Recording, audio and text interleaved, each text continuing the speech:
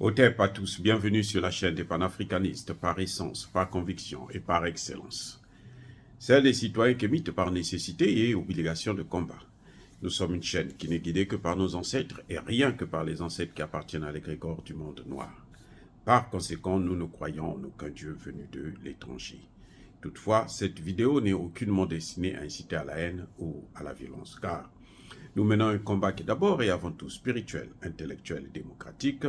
Ensuite, il est politique, géopolitique et géostratégique, contre l'impérialisme, le colonialisme, le néocolonialisme et l'endocolonat, qui sont tous qualifiés de crimes contre l'humanité. Nous menons ce combat sur la base du principe fondamental que nous avons hérité de nos ancêtres kémites, qui est celui de la Mahat, c'est-à-dire solidarité, vérité et justice. Vous êtes donc en droit de connaître la vérité et nous avons l'obligation de vous dire la vérité, rien que la vérité, afin que justice soit rendue au continent africain. Et ça, c'est notre modeste contribution dans cette noble lutte en faveur de la souveraineté, la dignité, la solidarité et l'unité africaine. C'est exactement ça que nous appelons le panafricanisme. Bien-aimés frères et sœurs, il y a un grand débat autour du retour de Guillaume Soro en Afrique et notamment au Niger. Il y en a qui sont contents, notamment ses partisans, ses amis, ses collègues, les membres de son parti et autres. Et il y en a qui ne sont pas contents, notamment ceux qui ont perdu des familles, des parents, des proches, par la faute de Guillaume Soro. Parce que c'est lui qui était le chef de la rébellion, armé, qui a pris des armes pour tuer la population, pour tuer les Ivoiriens, parce qu'il voulait prendre le pouvoir. Et puis, ils ont pris le pouvoir, comme nous le savons tous, par la force, par la tricherie, par le vol. Et il y a eu des accords entre Guillaume Soro et Alassane Ouattara. Et Alassane Ouattara, bien entendu, n'a pas respecté ces accords. Donc, il s'est moqué de Guillaume Soro. Et à un moment donné, sous la pression de Guillaume Soro, Alassane Ouattara a dû organiser des procès pour le condamner. 20 ans par-ci, perpétuité par-là. Guillaume Soro part en exil, il revient 5 ans après. Et il va où? Il atterrit au Niger. Il y en a qui vont vous dire que, bon, il atterrit au Niger parce que le Niger n'a pas la frontière avec la Côte d'Ivoire. Donc, pour la voir, ce serait un peu bizarre, ce serait un peu difficile. Il faut d'abord passer par le Mali, le Burkina ou la Guinée pour avoir accès à lui. Entre-temps, on a vu Alassane Ouattara adouber le premier ministre du Niger. Ils sont devenus des vrais amis, des parents. Alassane Ouattara qui menaçait d'attaquer le Niger, de détruire le Niger, de bombarder le Niger, surtout qu'il avait la complicité et le soutien d'Emmanuel Macron. C'est au même moment, Guillaume Soro aussi rentre au Niger. Qu'est-ce qui se passe? Je veux soulever une hypothèse que je n'ai pas entendue parmi tous les commentateurs, les analystes. Il y a une hypothèse qui peut être aussi crédible, qui peut être aussi celle qui, en fait, est la réalité. C'est celle où, si Guillaume Soro travaillait pour Emmanuel Macron. Vous allez me dire, non, c'est pas possible, il est en exil, il est ceci. Non, ça ne veut rien dire. Guillaume Soro peut être aussi mandaté par Emmanuel Macron. Parce que Guillaume Soro est insoupçonnable. Il est l'ennemi de Ouattara. Donc, à ce moment, il ne peut pas travailler avec Emmanuel Macron, puisqu'il a été chassé de la France. On l'a chassé, on a bloqué ses comptes, on lui a ravi sa maison, on a persécutés, torturés moralement. Donc, il ne peut pas être avec eux. Je vous dis que c'est possible. Je ne dis pas que c'est ça, mais je dis que c'est possible. À 100%. C'est possible. On n'attrape pas les mouches avec le vinaigre. On attrape les mouches avec le miel. Vous avez vu Alassane Ouattara avec le Premier ministre du Niger, M. Lamine. C'est la fête, il n'y a rien qui se passe. On est des amis, on est des frères. Donc, mais Alassane Ouattara n'aime pas ce gouvernement. Il n'aime pas Tchani, il n'aime pas ce gouvernement. L'homme de Alassane Ouattara, c'est Bazoum. Alassane Ouattara aurait des puits, des mines pour lui, qui lui a été donné par Bazoum. Donc l'homme de Bazoum, de Alassane Ouattara, c'est Bazoum. Mais ce que vous voyez là, c'est de l'hypocrisie. C'est la meilleure façon de les attraper. Parce qu'ils sont bien protégés, ils se protègent, ils s'éloignent. Plus, l'ennemi, tu ne peux pas l'atteindre quand il est loin de toi. Tu dois l'atteindre quand il est proche de toi. Si tu ne te rapproches pas de lui, là, tu ne le remets pas en confiance, il ne pourra jamais se livrer à toi. Il faut que tu le mettes en confiance.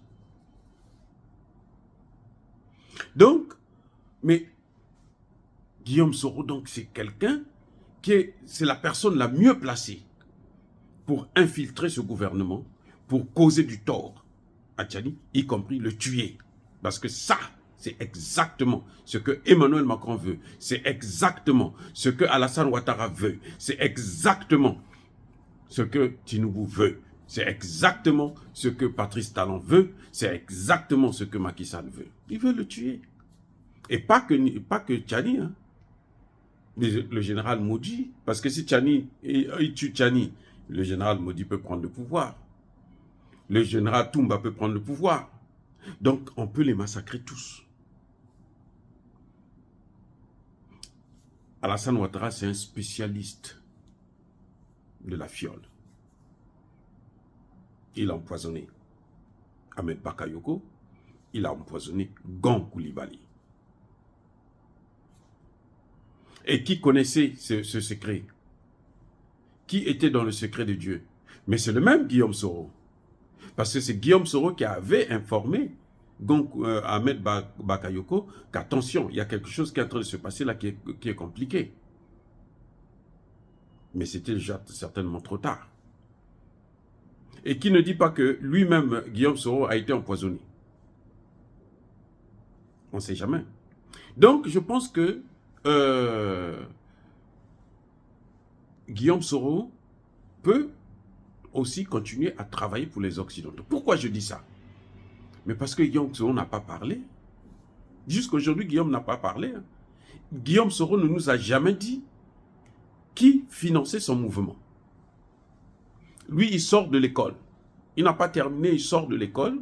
Il abandonne les études pour prendre des armes, pour organiser la rébellion. Où est-ce qu'il a eu l'argent? Qui l'a mis en contact avec Blaise Compaoré? Où se trouvaient les bases militaires? Quels étaient ses contacts? Ainsi de suite. Nous savons que c'est la France qui était derrière. Nous savons que c'est l'œuvre de la France. Chirac, puis Sarkozy. Mais Guillaume Soro ne nous a pas donné des preuves. Ne nous a pas parlé, ne nous a pas convaincus. Il faut qu'il parle, qu'il passe à table. Il faut qu'il parle, qu'il donne ses preuves. Qu'il donne sa vraie version des faits. On a tous cru, on nous a fait croire, plutôt, que ce serait, mes excuses, Laurent Gbagbo, qui aurait causé tous ces morts. La Cour internationale de justice, là où eux, ils ont envoyé Gbagbo, là, ils ont dit non, c'est pas Gbagbo. Donc, c'est entre Ouattara et Soro. Qui peut nous parler? C'est peut-être que Soro. Mais s'il ne parle pas, il protège qui? Et pourquoi il les protège? C'est peut-être ça sa mission. Venir infiltrer le gouvernement du Niger. Ce n'est pas par hasard. Pourquoi depuis tout ce temps, il n'était pas venu au Mali ou au Burkina Faso? Pourquoi c'est seulement au Niger qu'il vient? Parce que le Niger, c'est la dernière étape de Macron pour avoir rester dans le Sahel. S'il perd le Niger, comme il a perdu là, visiblement, sauf si Tchani et ses membres ouvrent la porte, s'ils baissent la garde, tant pis pour eux. Mais sinon, s'ils ne baissent pas la garde, ils ont perdu le Niger. En perdant le Niger, ils ont perdu le Sahel. Le Tchad ne compte pas pour nous, pour l'instant. Le Tchad ne compte pas. Le Sahel, c'est les trois là. La zone des trois frontières. C'est ces trois pays. Un seul pays tombe, la zone des trois frontières, ça reprend. Le terrorisme reprend. Donc Guillaume Soro peut être un infiltré. Parce que s'il était vraiment sincère, honnête, il devrait parler. Il devrait nous dire la vérité. Il y a des gens en Côte d'Ivoire qui n'ont pas encore fait le deuil. Parce que Guillaume Soro n'a pas dit la vérité. Et Guillaume Soro sait que s'il dit la vérité, c'est là qu'il sera panafricaniste. Il sera soutenu par tous les Africains. Nous voulons avoir des preuves. Vous avez vu le Mali? Le Mali nous a dit, c'est la France. Le Mali a écrit au Conseil de sécurité, a demandé, porter plainte au Conseil de sécurité, avec des éléments concrets. C'est le Conseil de sécurité qui ne veut pas que ça puisse être connu dans le monde entier. Mais ils ont accusé. Le Premier ministre, les deux Premiers ministres, le Premier ministre Choguel et quand Choguel était malade, le Premier ministre par intérim, sont venus à l'Assemblée nationale générale de l'ONU. Ils ont parlé. Le Burkina Faso, le ministre Diop, ils ont parlé encore. Le président de la Guinée, ils ont parlé. Pourquoi Guillaume Soro a peur de parler? Pourquoi Guillaume Soro ne veut pas parler? Chaque fois qu'il y a un problème en Afrique, on voit seulement la responsabilité des Africains, on ne voit pas la responsabilité des Français. Et Guillaume Soro est en train de protéger des gens. Il est en train de protéger les mêmes Français. Parce que la France-Afrique ne vous lâche jamais. Je vais vous dire pourquoi je pense à ça. Mais c'est parce que, vous savez comment Mobutu a détruit l'intelligentsia zaïroise, puisqu'à l'époque c'était le Zaïre. La RDC, le Congo démocratique. Comment Mobutu a détruit les intellectuels? Comment? Quand un intellectuel vient, il parle trop, on le prend, on lui donne un poste. Et monsieur, comme en général, ces Congolais, comme ceux qui sont là aujourd'hui, hein, les généraux là, et les députés, les parlementaires, ils font, comment dirais-je, quand ils ont un poste comme ça, la première des choses, c'est avoir plusieurs femmes, c'est boire, c'est manger la nourriture qui coûte cher, occidentale, ainsi de suite, acheter des maisons, voyager et tout. Et puis, on lui colle des dettes. 6 mois, 1 an plus tard, monsieur est hyper endetté, il a des maisons qu'il a pris, qu'il loue, des femmes, ainsi de suite. Hop, il perd le travail. Il rentre, c'est la traversée du désert. Pendant qu'il est dans la traversée du désert, il n'y a plus d'argent, on lui ravit tout. Les femmes fuient. Il est maintenant seul, dans la souffrance. Il porte maintenant ce que nous appelons au Congo Musunyabata, les chaussures, les sandales. Et qu'est-ce qui va se passer? On le laisse comme ça pendant 2 ans, 3 ans. Après, on revient encore. Bon, tu as compris la leçon? Oh oui, chef. Bon, maintenant, viens. J'espère que tu ne vas plus parler. Oh oui, chef. Maintenant, tu vas faire ce que je veux. Oh oui, chef. Bon, voici le poste. Et là, cette fois, quand il prend le poste là, il devient pire que Mobutu lui-même. Voilà comment Mobutu a détruit les intellectuels congolais. C'est comme ça. La France-Afrique connaît ses méthodes, puisque Mobutu faisait partie. La France-Afrique n'oublie pas les siens, surtout quand tu ne les as jamais trahis. Tu n'as jamais parlé, tu es toujours un élément qu'on peut utiliser. Eh oui. Si tu n'es pas un élément, tu dis la vérité maintenant. Parce qu'il n'y a plus rien à cacher. Tout le monde connaît. On sait que c'est la France qui était derrière. On sait que c'est Alassane Ouattara qui finançait. Avec les Français. Pourquoi Guillaume Soro ne dit pas ça? Il vous parle de tout, sauf exposer Alassane Ouattara directement, exposer les Français. Nous voulons savoir, surtout avec les Français, parce que c'est ce qui permettra aux générations futures de comprendre quel est le comportement qu'ils vont adopter vis-à-vis de ces gens-là.